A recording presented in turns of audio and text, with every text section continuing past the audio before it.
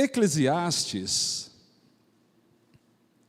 no capítulo 3, a partir do versículo 1, diz assim a palavra do Senhor: tudo tem o seu tempo determinado, e há tempo para todo o propósito debaixo do céu. Há tempo de nascer e tempo de morrer, tempo de plantar e tempo de arrancar o que se plantou, tempo de matar e tempo de curar, tempo de derribar e tempo de edificar. Eu quero, pela inspiração do Espírito, chamar a atenção da igreja para esse finalzinho aí, para o que está aí no versículo 3 de Eclesiastes 3, especialmente na parte B do versículo, quando diz que há um tempo de derribar e um tempo de edificar. Está assim aqui na versão Almeida, revista e corrigida, que é a que eu tenho. Eu já conferi na Almeida, revista e atualizada, está desse jeito também. Mas na NVI e na nova tradução da linguagem de hoje, no lugar de derribar está derrubar. No lugar ela já mudou? Já, né? Ah lá. E no lugar de edificar está construir. Amém? E ainda tem uma outra versão que você nem precisa colocar. Eu gosto muito, a Bíblia Viva. Diz que há um tempo para destruir e um tempo para construir de novo. Amém, meus amados? Quem crê que estas são palavras do Senhor para a nossa vida, faz um sinal assim com as mãos, glórias a Deus. Quem fez um sinal pode expressar esta fé, aplaudindo esta palavra. E glorifique também ao Senhor, com glórias e aleluias, ao Deus Pai, Filho e Espírito Santo, o único Deus. Ele é digno de receber toda a honra e todo louvor. Agradecemos, Senhor, por estas palavras. Aleluias. Os amados podem se assentar.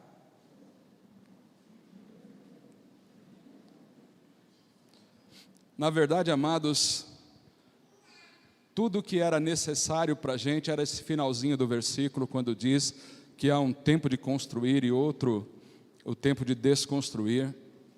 Mas é claro, eu quis ler mais alguns versículos, principalmente para que a gente percebesse que esse capítulo todo, que é o Eclesiastes 3, eles vêm trazendo estágios da nossa vida. Estágios, momentos pelos quais todos nós passamos.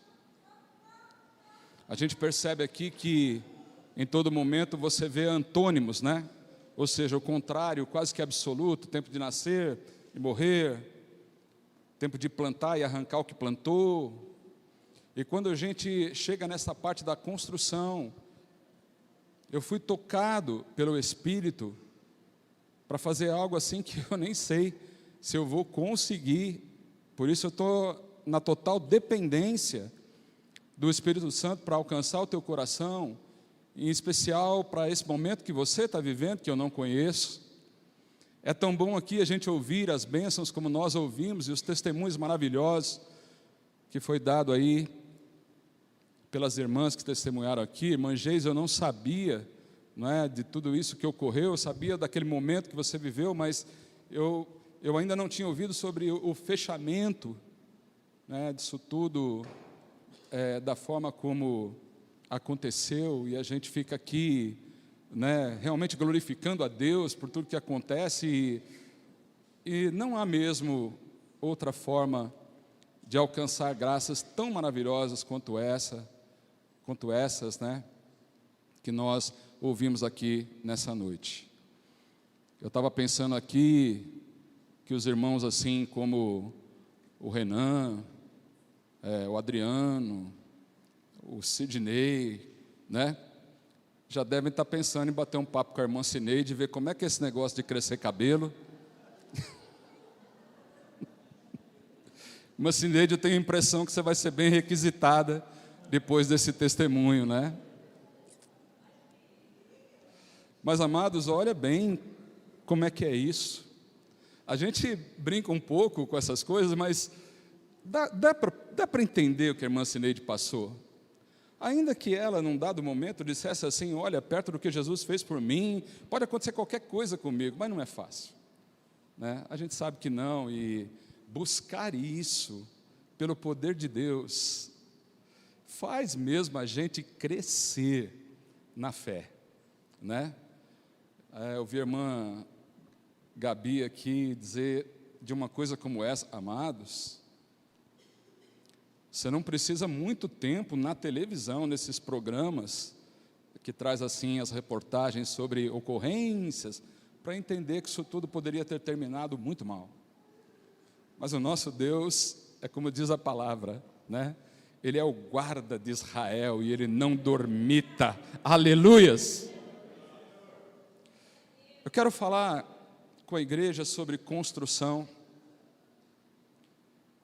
sobre desconstrução, sobre destruição e sobre reconstrução. Se eu não fizer confusão, obviamente. Mas fato é que são coisas diferentes. É bom então a gente entender o que é cada uma dessas coisas de uma forma rápida. Eu quero dizer que construir é começar alguma coisa do zero. Desconstruir é você que construiu ter que desmanchar. É o que a palavra fala de derribar ou derrubar aquilo que você construiu num dado momento. Destruição, por mais que pareça, é diferente de desconstrução. Porque a destruição não parte daquele que fez, não parte do que construiu. Não é uma decisão dele, mas é algo que acontece por parte de quem não construiu, com o intuito de acabar, de destruir mesmo, de eliminar. Não tem a ideia de fazer de novo. O inimigo das nossas almas, ele não é o único, mas ele trabalha muito assim. Ele é um destruidor por natureza. Ele não destrói para construir de novo, ele destrói para eliminar, para fazer você perder. E a reconstrução, é claro, é construir de novo. É fazer no lugar daquilo que foi derribado, alguma coisa nova. Eu penso, meus amados irmãos, que há um grande desafio nisso. Porque quando a palavra do Senhor diz que há um tempo determinado para cada uma dessas ações, como a gente identifica o tempo de construir e de destruir? Como a gente identifica o tempo em que é necessária uma reconstrução ou até mesmo uma desconstrução? Porque muitas vezes a nossa preocupação, ela está sempre em construir. E diante das nossas necessidades, nós estamos sempre querendo avançar de onde nós estamos. E como aqui a gente está falando de situações da vida, estágios pelos quais todos nós atravessamos, a gente já tem que entender que muitas vezes a nossa vida não está boa. E mesmo você tendo respondido aí no começo que vai tudo bem, é possível que no fundo não esteja. É possível que há algo nesta vida que foi construído a partir do momento que você nasceu, especialmente no tempo em que você começou a entender as coisas. Quantas coisas você fez? Quantas coisas compõem a tua construção, a construção da tua vida? E quando chega num momento em que você se sente mal porque olha para si mesmo, e você percebe que não está do jeito que era para estar. Não tem o formato que você gostaria que tivesse. As paredes não estão retas como você sabe que deveriam estar. Então, nesse momento, a tendência é você querer construir mais. E você sai muitas vezes desesperado, pensando em o que você tem que fazer.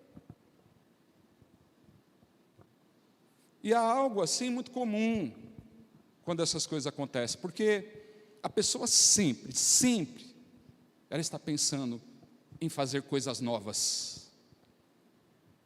Não deu certo esse negócio, eu quero fazer outro negócio. Não deu certo esse relacionamento, eu quero ter outro relacionamento. Não deu certo esse projeto, eu quero fazer outro projeto. Não deu certo nessa empresa, eu quero partir para outra empresa. Sempre pensando em construir. Quando muitas vezes o problema, amados, é que não é tempo de você construir. Está no tempo de você desconstruir algumas coisas. E é bem difícil perceber o que tem que ser desconstruído. Você já deve ter ouvido que é muito mais fácil construir do que reformar. Você já deve ter ouvido alguém dizer que quando numa construção você é obrigado a desmanchar o que está pronto, é bem mais difícil, porque além de você gastar mão de obra, tempo, o esforço que você coloca para derrubar, você ainda tem o trabalho de colocar para fora, de transportar os entulhos que você destruiu. Mas, queridos, quando Jesus, em Mateus, no capítulo 7, a partir do versículo 24, falando com seus discípulos exatamente a respeito de construção, ele diz assim, Mateus, capítulo 7, versículo 24.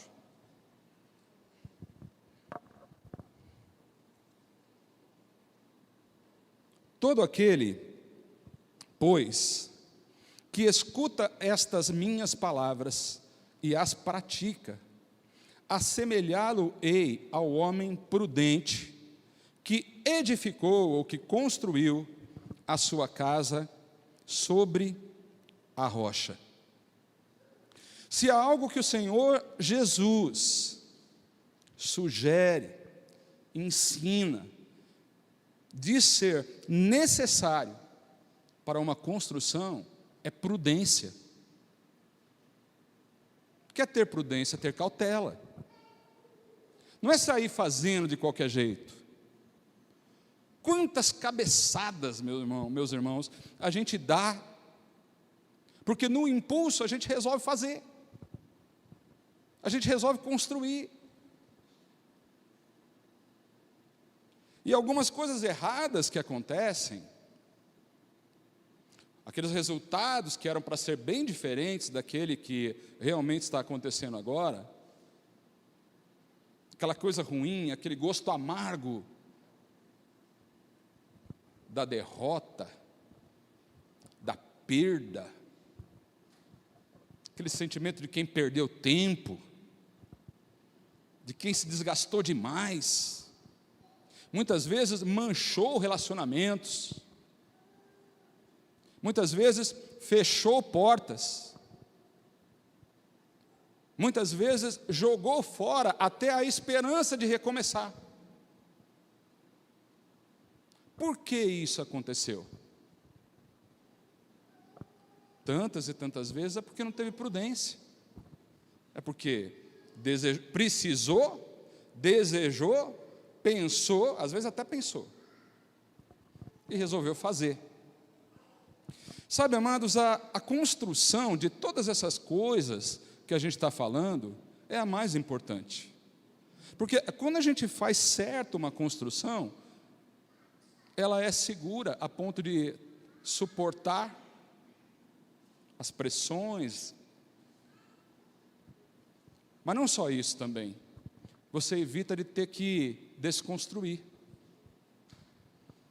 Caprichar na construção é algo muito importante. Quando o Senhor Jesus diz que o homem prudente foi aquele que edificou uma casa sobre a rocha,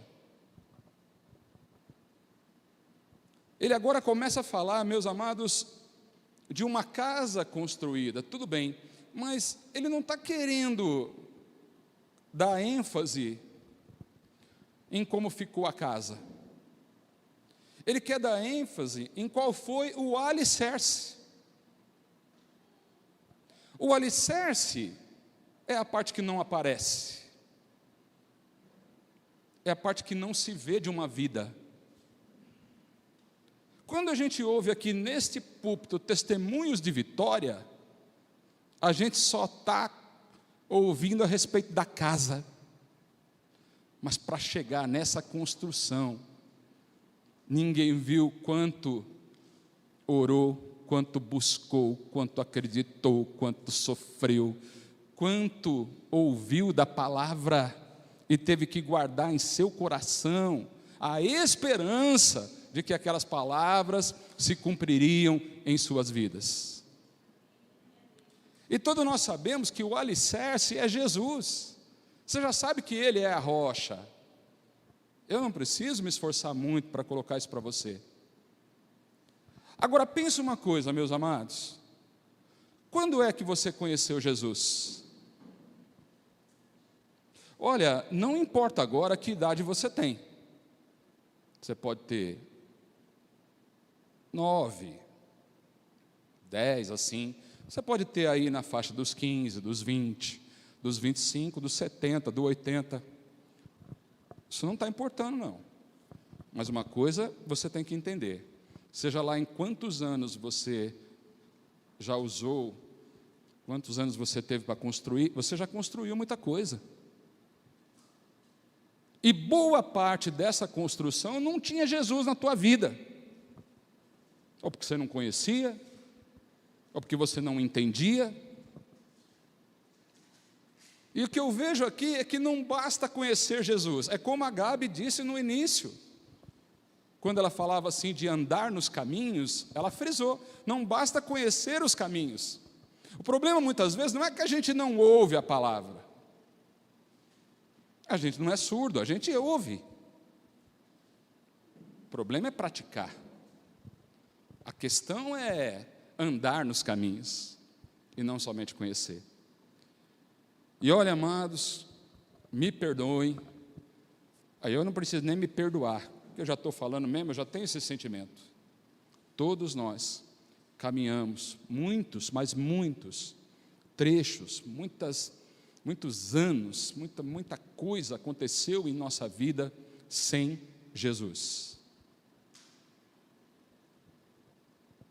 E aí, uma das questões que a gente precisa aprender, uma construção sem Jesus é uma construção sem alicerce, ou sem um alicerce bom.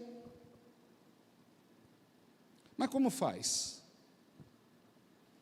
Quanta gente começou a namorar quando não conhecia, nem conhecia Jesus, não tinha uma proximidade com Ele, ouvia, mas não conseguia praticar. Quanta gente começou a estudar quando ouvia, mas não praticava o que Jesus falava. Quanta gente casou, quanta gente começou a trabalhar no tempo que não conhecia Jesus, quanta gente teve que fazer escolhas. Mas tudo isso foi um tempo de construção, não tem como separar. Muita coisa influenciou na tua construção. Você criou conceitos dentro de você. Você se muniu de argumentos. Você preparou para defender os motivos que te levaram a construir desse jeito. E muitas vezes, queridos, essa construção não se mostra boa. Mas isso não é imediato. Existem maravilhosas casas construídas sobre areia. Existem vidas dignas de admiração que foram construídas sem que a pessoa conhecesse Jesus. E ficou bom, ficou bonito, ficou bem vistosa, expressiva, repito, admirada. E tudo vai bem, até que vem as tempestades. Então eu quero ler com você os próximos versículos aí de Mateus capítulo 7, no versículo 25, Diz assim: e desceu a chuva, e correram rios, assopraram ventos, e combateram aquela casa, e não caiu, porque estava edificada sobre a rocha. Mas no versículo 26 diz que aquele que ouve estas minhas palavras e não as cumpre, e as não cumpre, compará-lo-ei ao homem insensato, que edificou a sua casa sobre a areia. E desceu a chuva, e correram rios, e assopraram ventos, e combateram aquela casa, e a casa caiu, e foi grande a sua queda. Queridos,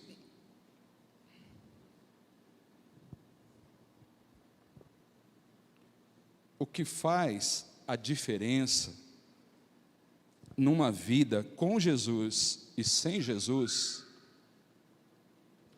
é a segurança, a firmeza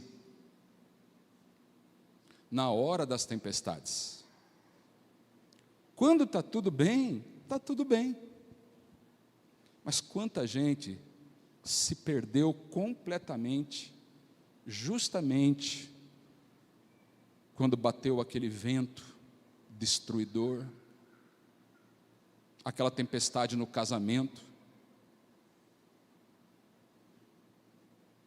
aquela tempestade nas tuas contas. E aí, quanta gente fica devendo mais do que a soma de tudo que tem.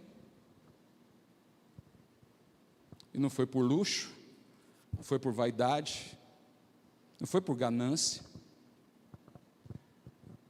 Construiu isso com honestidade, com boa vontade, respeitando o próximo. Mas a palavra do Senhor não diz que quando a tempestade vem, a casa cai, porque a tempestade é forte. A palavra do Senhor diz que quando a tempestade vem, a casa cai, porque o alicerce não é bom. E então nós temos uma primeira coisa a aprender aqui, meus amados. Falando em construção, deixa eu ser curto e grosso com você. Sem Jesus não dá. Sem Jesus não dá. E você pode começar a pensar aí, que as tuas tentativas, os teus esforços, as noites mal dormidas, o teu desgaste, o teu cansaço, põe aí na tua conta, será que não faltou Jesus? Bom, mas pastor, e agora como é que eu faço? Porque já foi. Uns dizem, eu vivi 40 anos, eu não conhecia. Eu tinha uma religião, eu acreditava em Deus, eu sempre achei que Deus é um só, que Deus de crente, de católico, de espírita, é Deus, e eu creio em Deus. Aí, meus amados, a gente precisa entender que o apóstolo Paulo, ele também viveu um tempo de reconstrução. E aí ele conta a experiência dele de uma forma extraordinária. Porque imagine um homem estudado, religioso, que construiu toda uma vida alicerçada numa fé que ele entendia ser a correta, a de Deus. Ele era fariseu, ele era formado na escola de Gamaliel, mas de repente, ele tem que desconstruir tudo isso. E num dia, pensando estar servindo a Deus na estrada de Damasco, o Senhor aparece e faz ele cair do cavalo. Ele fica cego para poder enxergar aquilo que ele não via. E nós então, amados, precisamos começar a entender que esse processo pelo qual passou o apóstolo Paulo, nós também temos que passar, e tantas vezes, o nosso problema está bem aí. Nós não construímos apenas os nossos bens materiais, nós construímos uma vida composta de conceitos, de princípios. E assim era o apóstolo Paulo quando chegou até ali, e de repente, eu quero que você veja isso na carta a 1 Coríntios. Vê isso aí, amados.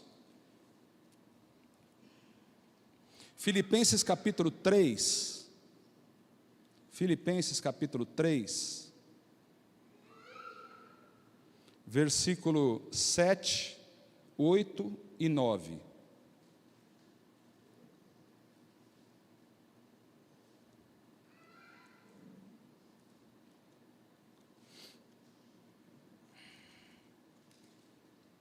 Olha o que diz a palavra do Senhor. Versículo 7. Mas o que para mim era ganho, reputei-o perda por Cristo. 8.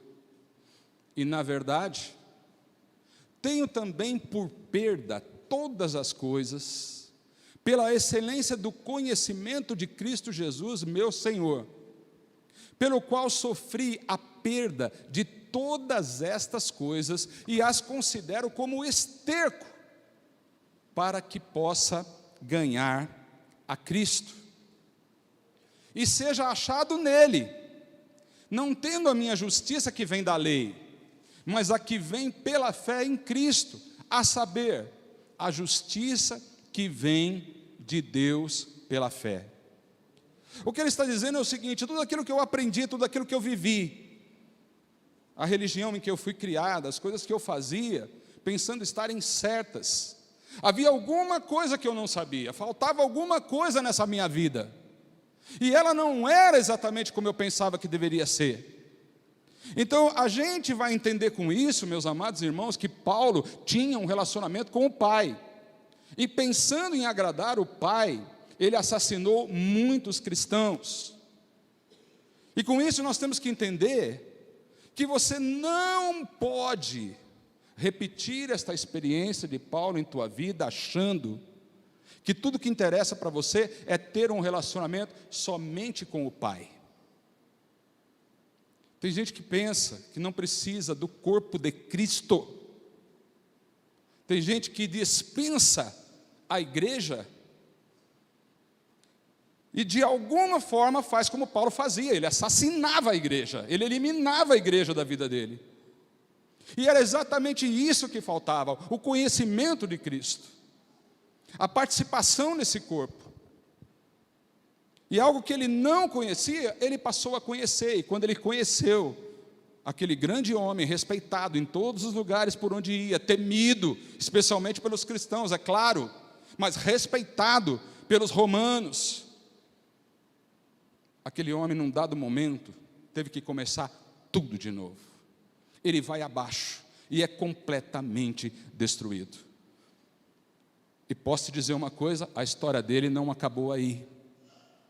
Quando a gente entende que viveu sem Jesus, quando as coisas que aconteceram, elas estavam sem Jesus, você andou muito, você fez muito, você conquistou muito, mas você chegou num ponto que você viu que tudo isso que você fez, você acabou deixando Jesus de fora, ele não tinha importância para você, as palavras do Senhor Jesus não estavam com você, então você não foi prudente, e com toda a tua boa vontade, você não pode evitar as tempestades que vêm, e quando as tempestades vêm, amados, quanta gente se perdeu completamente na hora da tempestade.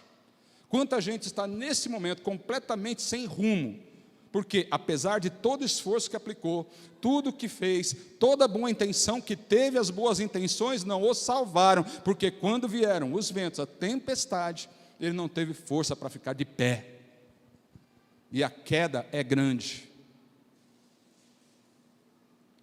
Quando a gente aceita Jesus como Salvador, não está fazendo uma coisinha qualquer, Não está fazendo cena para crente ver. Aliás, você nem está se apresentando, embora a palavra diga que você deve confessar diante da congregação. Você deve ter no teu coração e confessar com a tua boca que Jesus é o Senhor. Esse é o processo. Você não está fazendo isso para a igreja. Você está fazendo para o mundo celestial. Você está fazendo porque o teu Deus está vendo o que você está anunciando. E sabe o que acontece nessa hora? Você é completamente destruído. Você morre. Esse é o efeito velha criatura que morre, que vai ficar para trás. A palavra diz: aquele que está em Cristo, nova criatura. Aquele que está em Cristo, nova criatura. Quem é nova criatura? É aquele que está em Cristo. Mas se eu, ao invés de estar em Cristo, eu continuar estando em mim, sabe o que é estar em você? É você usar o tempo todo o teu eu. Eu penso assim, eu preciso disso, eu fui agredido com aquilo, eu sou vítima de não sei o quê, eu estou passando por essa necessidade, eu tenho essa vontade, eu não consigo me livrar disso, eu não consigo fazer aquilo, e você usa o eu, e você usa o eu, e o eu, e o eu toda hora. Isso significa que você ainda está em você. E é por isso que você não é nova criatura, é por isso que você continua sofrendo, é por isso que você continua lutando com a vida. É porque você está tentando encontrar em você a saída. É porque apesar de ver que as coisas não estão boas, você não tem coragem de enfiar marreta nessa parede torta. É porque desde que você nasceu, a tua boa intenção, o teu juízo perfeito das coisas que eram certas e erradas, o teu juízo. Isso significa que você estava em você. Você não queria agredir ninguém mesmo, não. Você não queria machucar ninguém mesmo, não. O problema não é esse, o problema é que você estava em você. O problema é que você foi fazendo sem Jesus. O problema é que você foi fazendo, acreditando, porque acreditava que Deus existe, era tudo na tua vida. Mas nessa noite o Senhor está dizendo: aquele que ouve as minhas palavras e as pratica. E a gente só consegue praticar estando em Cristo. O melhor que nós temos a fazer no momento de reconstrução é entender, meus amados, que aquela vida velha sem Jesus tem que ser morta. Ela tem que acabar, ela tem que ser completamente destruída, ela tem que ser completamente derribada. E não tem problema nenhum em fazer isso. Porque se por um lado você vai acabar com essa vida besta, desculpa a expressão, mas eu olho para a minha, e eu não posso contar nada aqui das coisas do passado, porque é meio complicado isso aí. Mas eu sei como é que era o negócio. Eu sei. A pastora também sabe. A questão, meus amados, é que quando a gente nasce e vai crescendo, a gente vai construindo uma vida e construindo conceitos e vai pensando coisas que na verdade não são. É só quando você ouve as palavras de Jesus para entender o que verdadeiramente são as coisas mais importantes da nossa vida.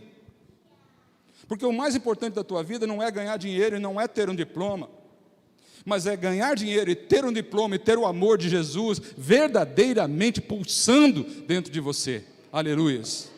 Porque assim você não vai se sentir só e você não vai ter depressões no dia que a tempestade chega. E a tua vida não vai acabar na depressão. A tua vida não vai acabar em angústia. Porque é bem verdade que as tempestades vêm na vida do crente também. Glória a Deus, aleluia. Eu nem falo um glória a Deus assim, porque vem, mas que vem, vem. Só que a casa não cai, aleluias. E sabe quando a minha vida e a tua não cai diante das tempestades da vida? Não foi porque você era bom e porque a tua casa era muito bonita. Nessa hora não vale a beleza que você tem, o físico que você tem, graças a Deus, aleluia. Os barrigudos, está tudo incluso nessa palavra, oh glória. É bom, né, pastor? Glória a Deus. Está cheio de gente dando glória a Deus aí, pelas barrigas, né? Mas não foi por isso que a casa não caiu. Foi porque o alicerce te segurou. Jesus já me segurou de muita coisa, irmãos. E eu tenho certeza que Jesus já segurou muita gente aqui. Aleluias! Glórias a Deus! Ele é o alicerce. É com Ele que a gente começa tudo de novo. Amém, meus amados? Aquele que está em Cristo é nova criatura. As coisas velhas ficam para trás. O problema é que a gente fica pensando em... Mas eu vou ter que começar, vou ter que quebrar isso aqui, sim. Pode ser que você esteja no tempo da desconstrução, no tempo de desmanchar isso que você fez, achando que estava certo, mas não estava. No tempo que você não ouvia as palavras do Senhor Jesus e foi fazendo por boa intenção, mas não deu certo.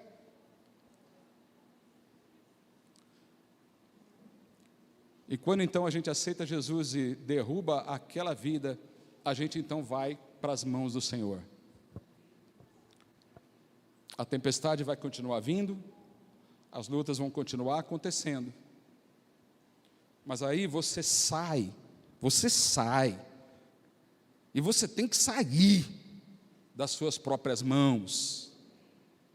Sai das suas próprias mãos. Em nome do Senhor Jesus, sai! Aqui eu não estou expulsando demônio, eu estou expulsando você de você. Eu não sei se você está entendendo, mas eu estou expulsando você de você. Quem está entendendo? Faz um sinal para mim. Glória a Deus. Você na tua mão, meu irmão, você está uma parede trincada, infiltração, telhado que pinga, rachadura para tudo quanto é lado, viu? Vão destruir esse trem. Vamos começar de novo. Sai das tuas mãos e vai para as mãos do oleiro. Quem está entendendo? Então aplauda o oleiro, aplauda o oleiro. Ó.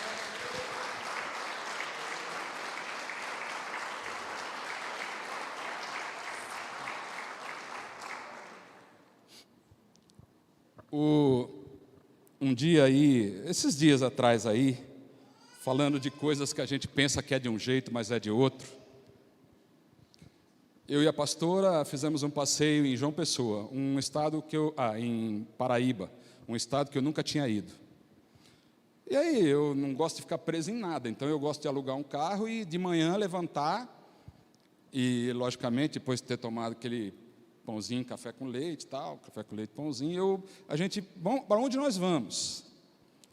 E aí tinha uma praia lá, que chamava Praia do Amor. Não é bonito, irmãos? Fala sério.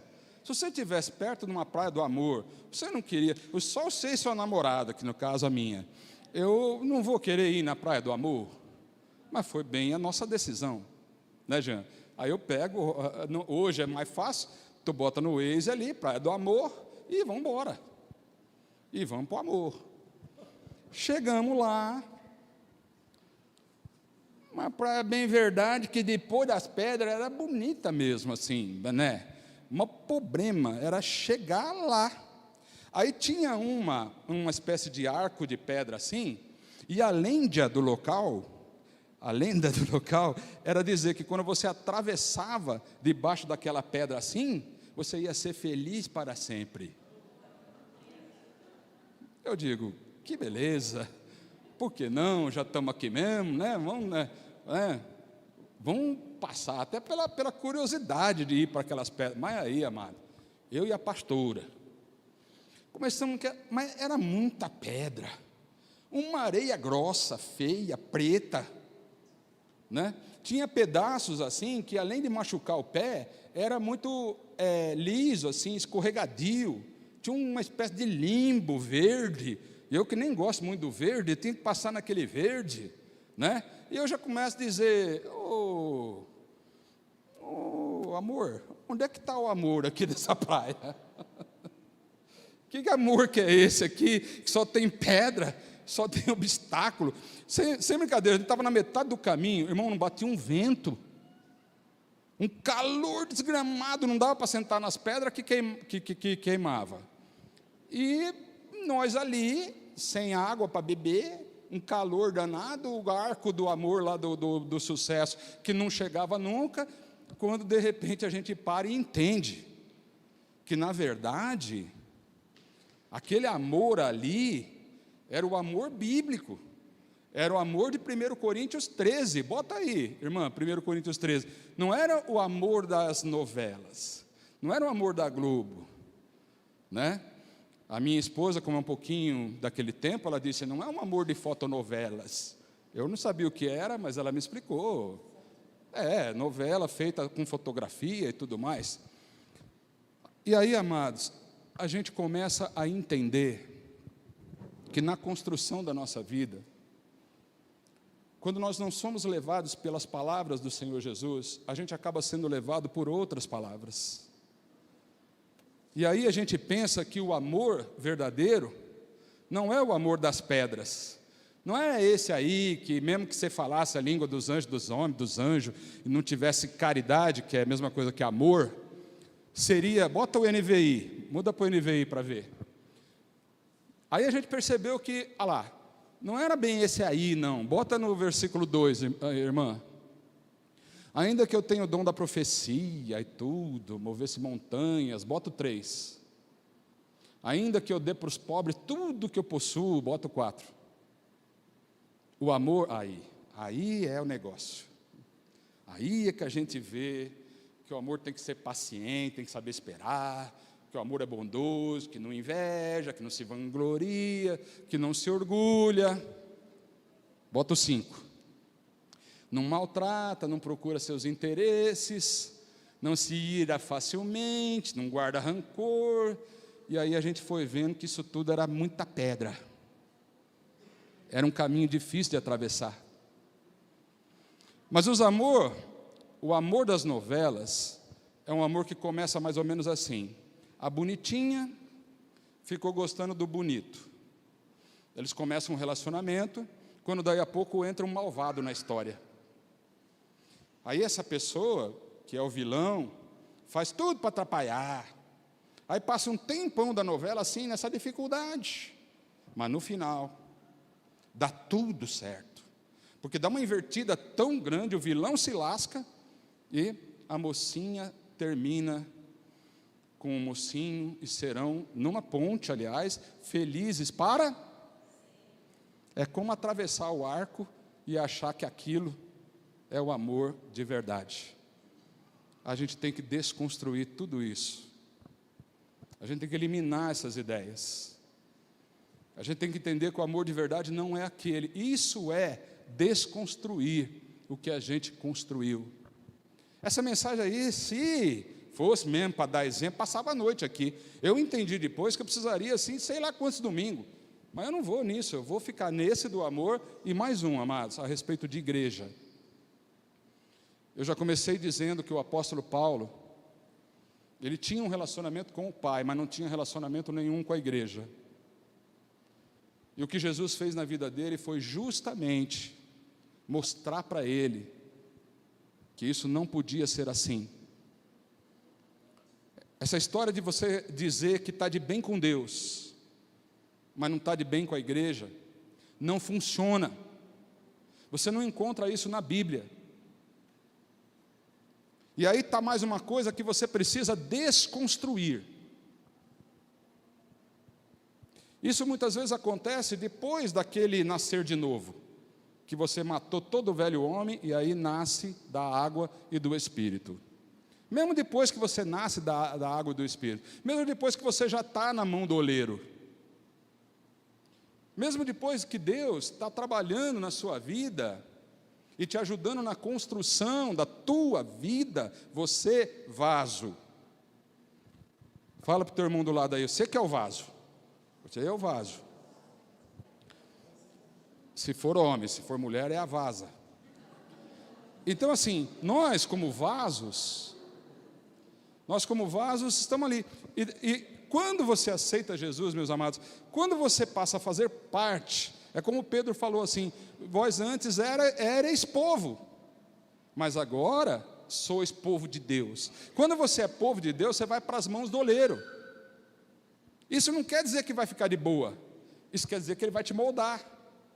E você viu o que aconteceu com Jeremias quando ele foi ver? Deus falou: vai lá para ver. Ele foi, e quando chegou lá, ele viu que o vaso quebrou nas mãos do oleiro. Tem hora que nem um novo nascimento resolve, você precisa parar e pensar: o que é que Deus está fazendo com você agora? Isso é uma palavra para quem está se sentindo apertado. Isso é uma palavra para quem nesse momento está entendendo que as portas estão se fechando para você. Esse sufoco aí é o oleiro te apertando, porque um dia você professou a fé em Jesus Cristo, e nesse dia Ele começou a trabalhar na tua vida.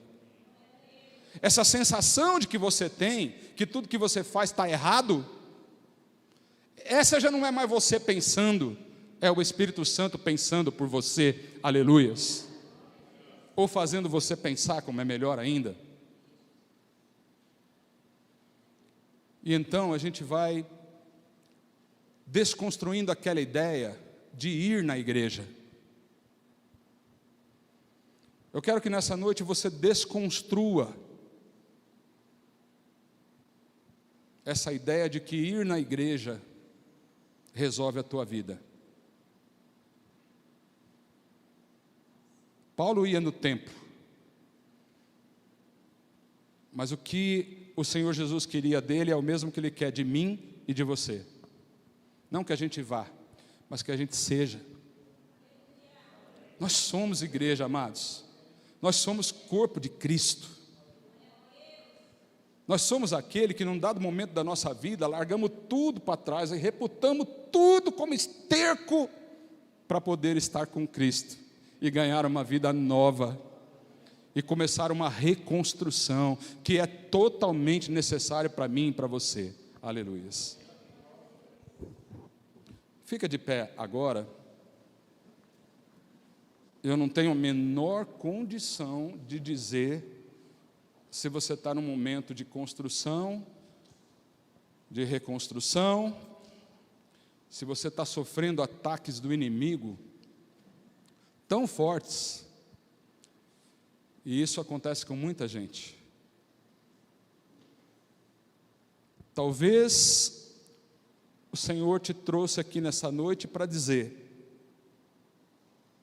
o inimigo já destruiu muita coisa na tua vida. E nesse cenário de destruição, você precisa entender que a responsabilidade pela tua vida não é da sua esposa, não é do seu marido, não é dos teus irmãos, nem do teu filho, e nem do teu pai. A responsabilidade pela tua vida é tua. Coloca aí, minha irmã, 1 Coríntios 3, versículo 10. Eu quero encerrar nesse versículo.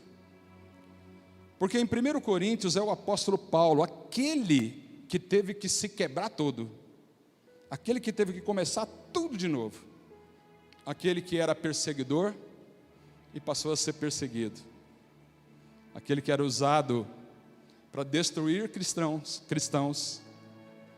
mas aquele que passou a ser usado para ganhar cristão para Cristo. Olha, se teve um homem que ganhou cristão para Cristo, foi o apóstolo Paulo.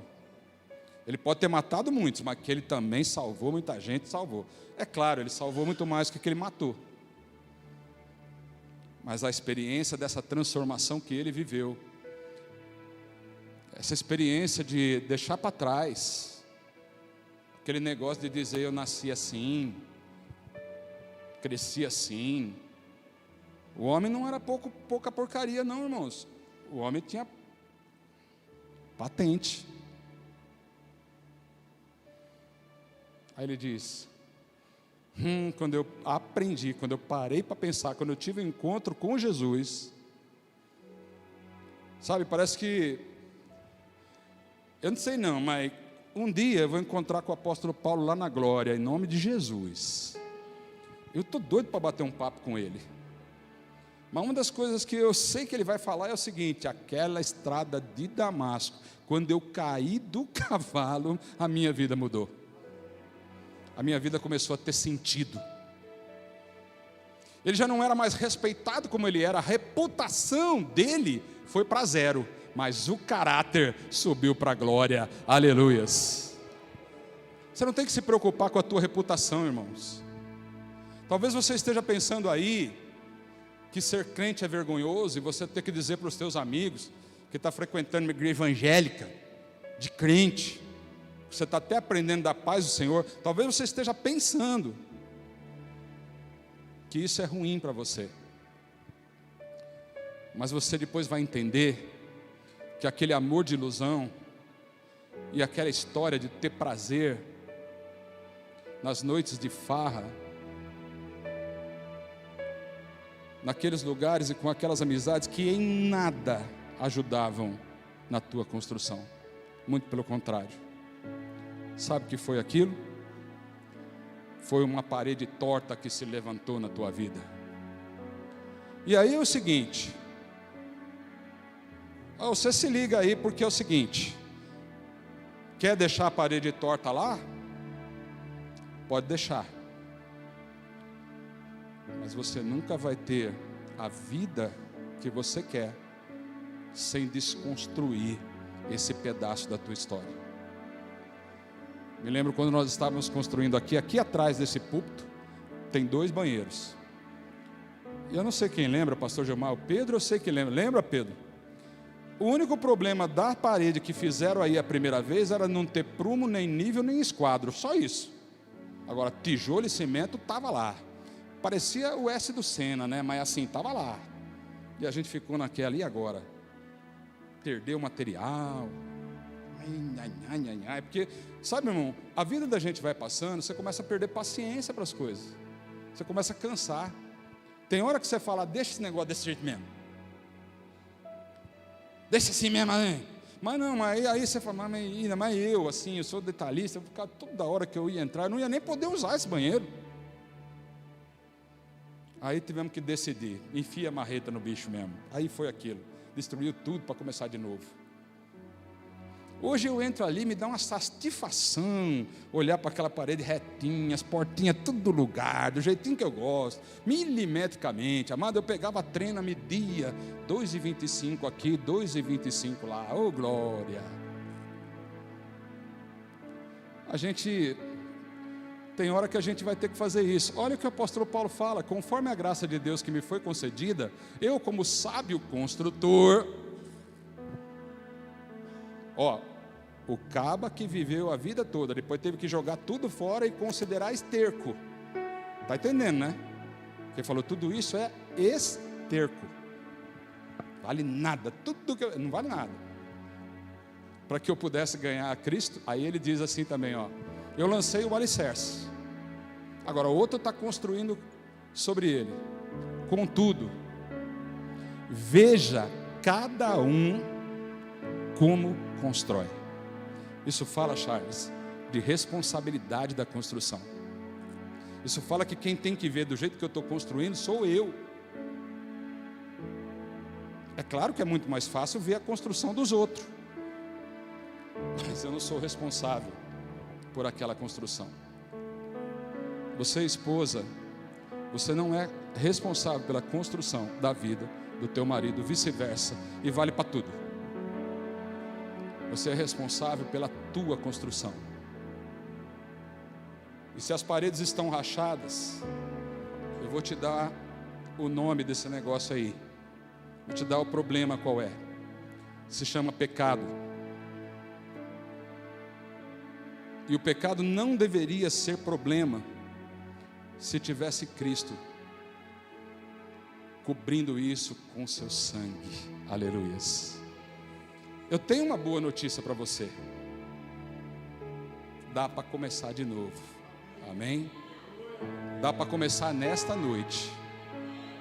Dá para experimentar o que é uma vida nas mãos do oleiro. Ele vai falando com você. Ele vai mostrando direção. Pode ser que nessa noite está cheio de gente perdida aqui. O que eu faço amanhã? Como é que eu vou deixar de desejar o que eu desejo, deixar de pensar o que eu penso?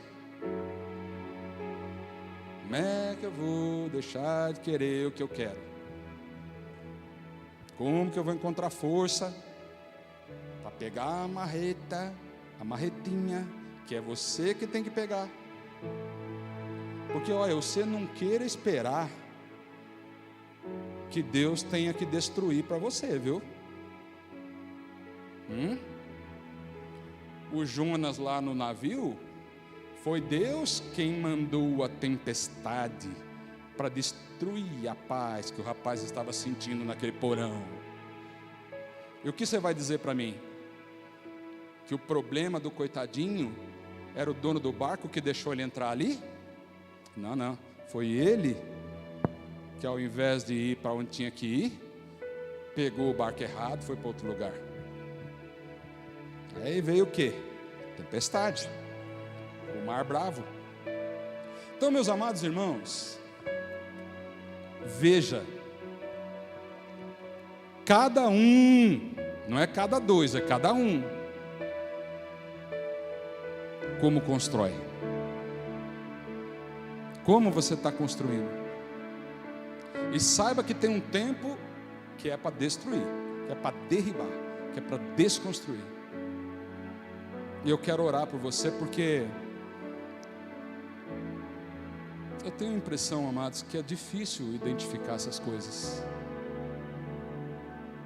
É só com a ajuda do Espírito Santo. Então eu quero orar por isso.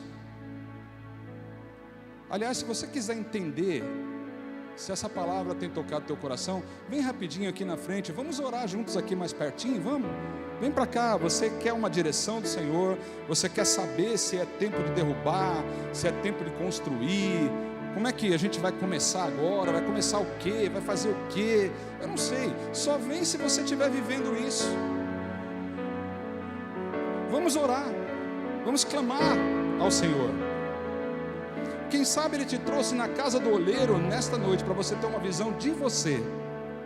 Mas o que Ele realmente quer é dizer que quando Ele opera pela palavra. E essa palavra não é do pastor Júnior, essa palavra é do Senhor, é uma palavra que o Senhor preparou para o teu coração nessa noite. Essa palavra é dEle, essa palavra é dEle. E pela palavra, Ezequiel profetizou para aquele monte de ossos secos. Pela palavra, os ossos formaram carne novamente.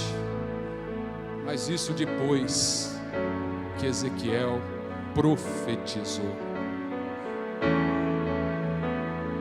Como ministro do Evangelho nessa noite, eu quero profetizar sobre a tua vida e dizer que pela palavra do Senhor você pode começar tudo de novo.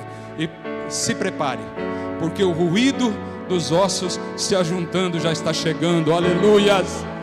Oh, glórias! Senhor Deus, Pai querido e amado, Senhor das nossas vidas, o Senhor nos trouxe na tua casa nessa noite. E aqui, na casa do oleiro, nós estamos ouvindo as tuas palavras e vendo que em determinados tempos da nossa vida, especialmente no tempo de desconstruir, no tempo de derribar, no tempo de desmanchar, de quebrar conceitos errados, de quebrar aquele raciocínio que vem do eu.